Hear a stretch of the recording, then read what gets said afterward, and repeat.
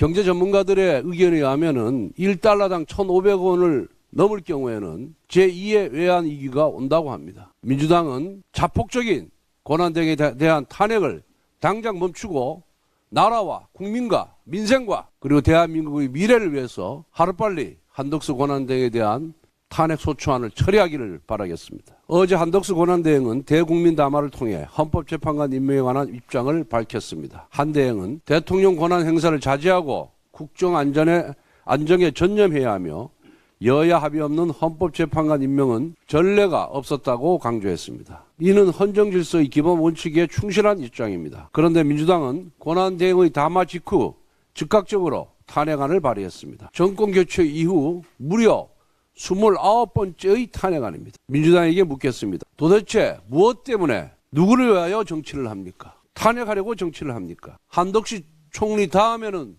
누가 또 탄핵 대상자입니까? 이러한 민주당의 행태는 연쇄 탄핵범이라고 해도 과언이 아닙니다. 민주당이 헌법재판관 임명 거부를 탄핵의 명분으로 내세웠습니다. 그런데 8년 전 민주당은 권한대행의 헌법재판관 임명을 반대했습니다. 즉 민주당의 탄핵안은 권한대행뿐만 아니라 민주당 스스로를 탄핵하는 자가당착입니다. 한덕수 대행 탄핵으로 조금 전에 말씀드린 바와 같이 환율, 물가, 그리고 대신인도, 수출 모든 부분에 있어서 먹구름이 들이우기 시작했습니다. 엄청난 타격을 지금 받고 있습니다. 우리 외교도 심대한 타격을 받을 것입니다. 권한대행에 대한 탄핵은 민생 탄핵이며 외교 탄핵입니다. 국정 혼란과 국가적 손실이 불보듯 뻔한데도 민주당이 탄핵을 남발하는 이유는 따로 있습니다.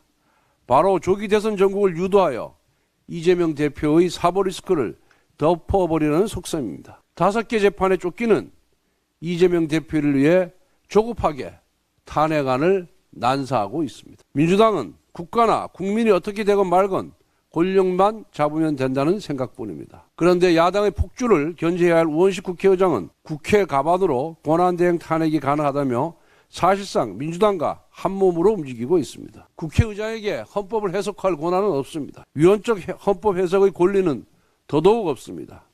이미 헌법재판소법 해설서부터 권한대행 탄핵 소추 의결 정족수는 대통령 기준으로 해야 된다고 정하고 있습니다. 즉 제적 국회의원 3분의 2 이상의 찬성이 있어야만 대통령 권한대행에 대한 탄핵 소추안이 가결되는 것입니다. 그리고 국회의장도 야당의 무차별적인 탄핵 폭주에 제동을 걸어야 합니다. 국정 안정이라는 대의에 맞게 의장직을 수행해 주길 바랍니다.